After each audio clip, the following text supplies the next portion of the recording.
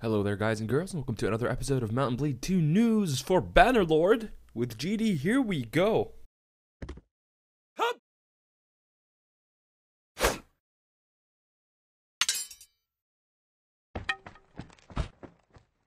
So, blog post number 3, or the threequel as the Mountain Blade developers have named it, is now officially out on the Tailworld's developer blog. Again, links in the description for all of you to check out. This time around, there wasn't actually too much info revealed in the blog. They told us a little bit about how the campaign team started and how it formed. So it appears that Tailworlds had two teams previously working on similar things regarding single-player campaign, and then they merged them together to form Team 3.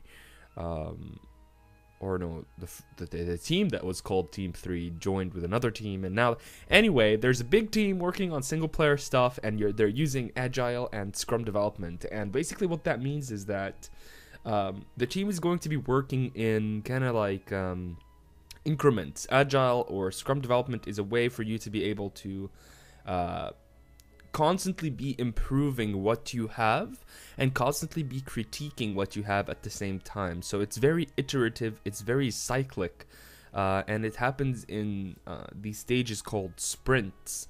And basically what they are is they're these 2 or 3 week crunch periods, sometimes longer, where the team is really just doing lots of code, lots of commits, and they get the code up to a certain level of that they think is acceptable, and they create a new version of the game, and then they play around, they check with it, they check to see if there's any bugs or anything like that, and then they have a little bit of a break, and then they do another sprint, and they keep doing this over and over and over and over again, and that just makes sure that the game comes out and is really polished, and it's a really good mid-sized development tool. Like, I'm doing computer science now in my university degree, and Agile and Scrum development is definitely something that mid-sized groups should be using, and they are using it here in Tailworlds, which is very comforting for me, because I know they're doing things awesomely right. And more respect to the development team at Tailworlds.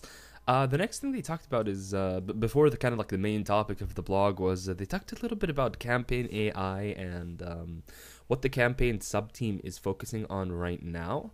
So it seems that there's going to be lots more that you can do in single player. There isn't many details, there aren't many details that are being discussed in the blog itself, but they do go into a little bit of how an ambushing mechanic is going to be implemented. So again, not many details, but they're just saying that there is more kind of features associated with ambushing now.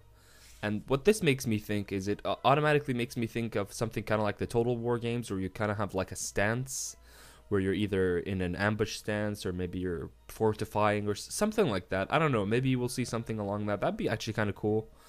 Like, for example, if you would, like, be able to increase your travel speed on the map, or maybe you'd be able to have your guys kind of put up some barriers around your camp in case you're expecting a big army to come attack you and you can't run away. That might be something that's a little bit interesting. But the main, I think, the main content of the blog comes with the interface upgrade that Bannerlord is going to get. And here we are, the image.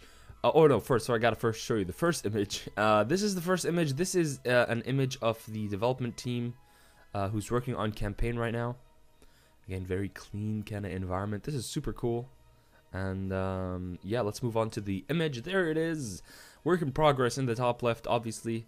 So let's start with the top middle. So it seems that these are going to be things like quest, inventory, character menu. But I don't really know what the horse and the shield and the sword icons really are going to be. So that might be something interesting to speculate. If you guys have any idea as to what they might be, please let me know in the comment section below. Then you have the kind of like the main hero. The first thing that comes to mind is notice that you only really still have 4 equipment slots. This little Arabic nomad looking guy, he's got a shield, a bow, he's got one set of arrows, or a quiver of arrows there, and he's got a one-handed axe. But there are 3 more slots down there at the bottom, and again, speculation is good. I'm not sure what they are going to be, but maybe they're going to be accessories, things like rings, things like maybe amulets, or I don't know. I don't know what they're like upgrade slots. I don't know. I guess we'll have to wait for more details to see.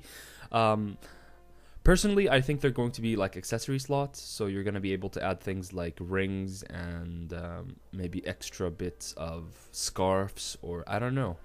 That's what seems that like it would make most sense to me. It would be cool though if you could like add, for example, add to your bow like a little bit of equipment that makes it stronger or more accurate or something like that. That would be super cool. But again, I'm being way too speculative. On the left side, everything seems to be the same except for two things. First of all, your horse now gets its own armor slot, and you can see it says horse armor 20. And you get a weight, you get head armor, body armor, leg armor. Those are the stats. I'm guessing they're going to have a better kind of like stat viewing area, maybe at the bottom, to kind of show you your encumbrance and your total armor. But it is work in progress, so please keep that in mind. They did say that this was a test screen where they were just going to be looking at buying and selling and just making sure that the interface works nicely with Control, Shift, and Alt, kind of like it did in previous games where you could move things from left and right very quickly, and it just felt very natural. And I'm glad they're keeping that in there, because really that inventory management in Mount and Blade games, it might not have been the prettiest thing, but it definitely was very effective and very efficient at getting the trades done. So on the left side, yeah, the horse gets armor, and the next cool thing is you get this like medium spot kind of like between your head and your torso. You can see the guy's got a weird little padded helmet there with something that looks like a turban, but not really a turban, more like 500 400 AD pre-Islamic Arab warriors in Syria or something, or Egypt. He has then shoulder, like a shoulder item, and I can almost say for sure that we're gonna see things like cloaks here. We're gonna see things like maybe metal pieces that kind of attach to your shoulder. You can see on the right there's male shoulders, so you can have like a male little I don't know what's the technical term for it, but you know, the thing that kind of sits on your shoulder and sits down, protects your neck area, protects your collarbone area. It's a pretty cool addition. The rest seems pretty straightforward, even though there are some Vambraces in the item list here. You can see on the left side there's indeed a Vambrace, a padded Vambrace, and a Vambrace is basically a gloves that don't have hands, so they're kind of like, they kind of sit on your forearm. I think they're really cool. And yeah, we get to see a little bit more of the items that we have here. Not a lot, you know. Things that we've kind of seen similar of in Warband, so like the strap shoes and the Tawarik helmet over there on the right, looks pretty cool actually. We can't really see too much detail, but overall I can say that the game does look like it has a little bit more polish in the interfaces, but it does have lots of more polish in the items themselves. They're definitely more higher poly than Warband. You can see that, you can tell that the textures are high quality, and that is something that we all look for. For example, look at this guy's shirt. Look at the bottom of the shirt, how it's dirtier there. It looks worn out there because it's at the edge of it. And I really like those kind of little details and textures that make them more realistic, more immersive, and I think Tale Worlds are definitely on the right track. So those are my thoughts for the interface blog. Tell me, guys, what you thought. Maybe you have some questions, or maybe you spotted something that I haven't spotted in the comment section below. Do check out the blog for the Tale Worlds developers to keep up with the latest news from Mount and Blade 2 Bannerlord. Also like them on Facebook and Twitter, as well as myself, to stay up to date to the most recent information. And I've got some insider info coming your way very soon in the next video here, guys, so look out for that one. Thanks for watching, guys, and I'll see you all next time. Take care.